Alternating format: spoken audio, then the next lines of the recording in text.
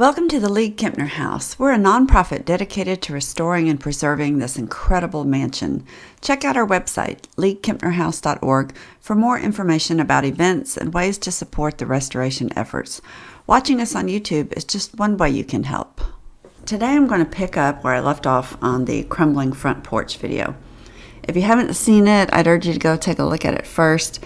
It gives you a comprehensive tour of this beautiful porch and touches on the many problems that need to be addressed to make this porch structurally sound.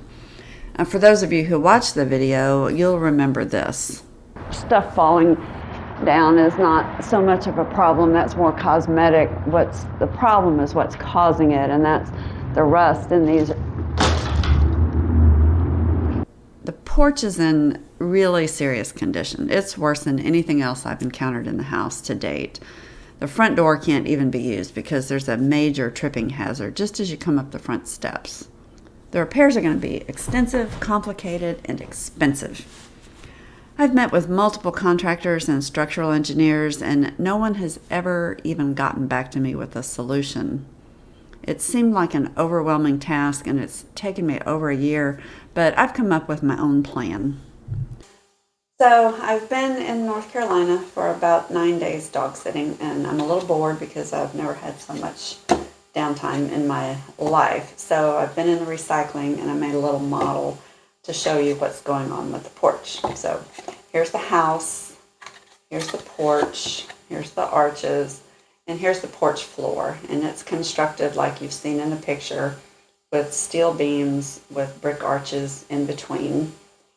And those steel beams rest on that outer wall and on the wall of the house. Now the problem is the end of the beams have rusted away. So instead of sitting on the house like they're supposed to, at some point they'll give away completely and the whole porch will collapse inside. So this is a big problem. Porch weighs a lot. It's filled in with concrete, remember, to make this flat, so there's even more weight of the concrete and the tile on top. So that's a big problem. Before the beams rust completely away, that oxidation process causes the steel to flake and expand. This expansion is what caused all that cracking and damage you see in the supporting wall under the porch. So this process of deterioration in the beams has also weakened the arches that hold the beams up in the first place. It's a double whammy. Let's talk a little bit about arches and how they work and the forces on them so you know what's going on here. Let's assume this is that outside arched wall of the porch and this is the interior wall that forms the house. We just had a porch flat in between, and you put something with any weight on it, it would collapse. Now let's say you do the same thing except with an arch. Then when you put the weight on it, if I can balance it, it's strong. That's because the force is now getting transferred down into the ground and out to the sides. That down into the ground force is called the vertical, and those going to the side, you might hear it called lateral or horizontal. These bookends are what they call a buttress. They have to be strong enough to absorb that horizontal force. You can also string arches together. If I can get this to work. So that horizontal force is now being borne by the arch next to it. So that's kind of what we have on the front porch. We have a series of arches. So it's very important that the ends be strong. It's very important that the center column be strong, or it's not going to support the weight. I got stuck in my thinking because I was concentrating on how to replace the steel beams without having to demolish the entire porch floor and start from scratch. I won't bore you with all my crazy ideas. Let me just say I think it's impossible. Then one day a light bulb went off, and I was inspired by all the temporary supports that we set up to do the lintel replacement. And I thought, why not decouple the floor from the existing foundation and build a separate support structure underneath just to hold the floor itself, so that it doesn't matter if the ends of these beams are rusted away. If my plan worked, great. If it didn't, no harm, no foul. I'd have to demolish the floor anyway. So that's what I'm doing. I talked to a couple of structural engineers to see if what I was thinking might work. They agreed, thought it was a great idea. Of course, they ghosted me and never came back with a proposal to build the support structure, but I can circle back to that when I'm ready. So for now, it's just a matter of getting started. So I'm a big believer in just biting the bullet and taking a step. You can course correct later. So now instead of one big problem, I have 3 smaller issues, relatively speaking, that drift to the east, which I'll tackle later. The failure of the big supporting arches, which is what you'll see in the video today. And then lastly, the porch floor itself. To me, the floor is the most complicated, but there's no point fixing this until all the other work has been done. So with a plan in place, the question becomes which arch to start with first. After a lot of discussion with the masons, we agreed to tackle the worst problem first. Personally, I probably would have started with something easy and worked my way into it, but they were confident, so why not? The biggest problem area was under the east part of the wraparound porch, where there was significant failure of that main big arch that supports not only the porch, but the weight of the second and third floor of the house. And then that half arch that provides some of the support to the solid slate steps. These two things are combined because that half arch terminates into that main big arch. So it's providing that lateral force to keep that arch up. Before work could start, directly opposite was a concrete lintel that had completely failed on the outside. The interior lintel had already been replaced, but there was also this cracking on the fireplace and down a wall that was very concerning. Before work could begin, supports had to be set up to make this a safe working environment. Then some exploratory demolition went on to check out that cracking and see if it was significant or superficial. Fortunately, miracles do happen, and it wasn't as bad as we thought. So the concrete lintels came out and the new steel lintel went in, just like we've done in all the other windows in the house. Some additional waterproofing was provided by sandwiching in a Tyvek sheet to try to keep this deterioration from happening again. Once the window was taken care of, it was on to that big arch. I was a little late the next day, and when I came around the corner, I saw this. And this is something I've never seen before. Ricardo in a hard hat. It made my heart skip a beat. I mean, how bad does it have to be for Ricardo to put on a hard hat? I took a deep breath and went under the porch to see. I was shocked.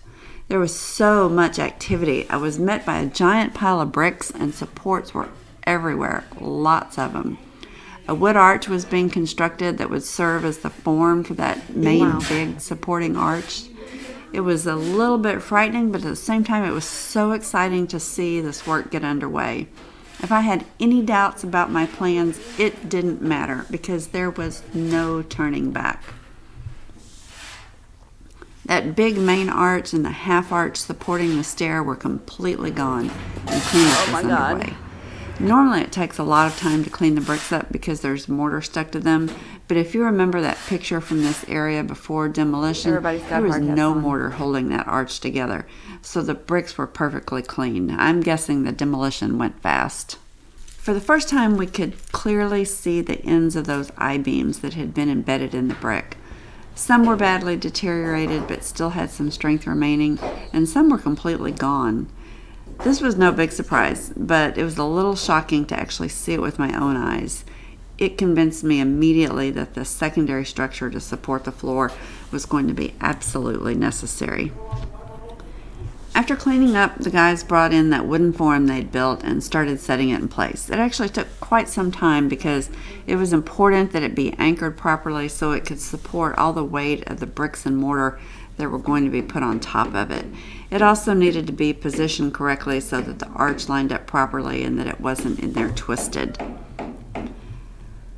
Once Ricardo and Juan were confident that the form was secure, mortar was mixed up, and the bricks started going down. You'll notice that it wasn't just the arch, but a big portion of that side structure that was demolished. This is because that horizontal load that pushed out Not just the arch needs to be strong, but these side supports have to be strong, just like you saw in the demonstration. I was dispatched to Home Depot to buy some rebar, and the arch moved quickly. The half arch under the stair that terminates against that big arch also started going back in. I had some second thoughts about my plan and toyed with adding new steel beams directly under the existing ones. That had been kind of a previous thought process. Once the arch reached the full height, that wouldn't be an option, so I had the guys stop for a few days to let me think about what I wanted to do. While I pondered on that, they moved on to the next phase, and that actually turned out to be the most difficult part of the work. The end of the porch is round. That may not sound like a big deal, but it means that the arch in that portion is bigger on the outside of the curve than it is on the inside. The demolition went fast.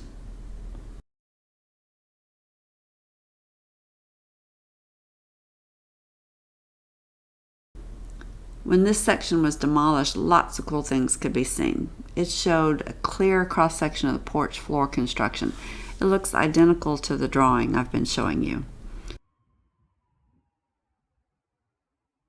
You can also see that top band that goes around the porch is one solid piece of concrete.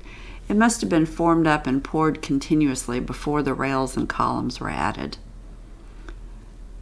You can really see the deterioration of that I-beam.